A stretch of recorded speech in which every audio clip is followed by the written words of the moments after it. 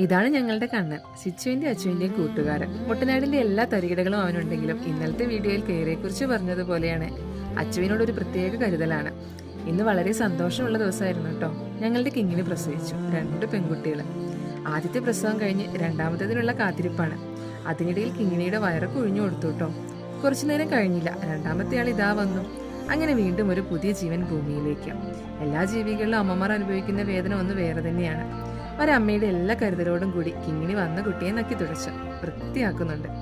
ആദ്യത്തെ കുട്ടി ഉണ്ടായ വീഡിയോ എടുക്കാൻ കഴിഞ്ഞില്ല കേട്ടോ. അവൾ വൃത്തിയാക്കുന്നതിന്റെ കൂടെ ഞാനും സഹായിച്ചു കൊടുത്തു.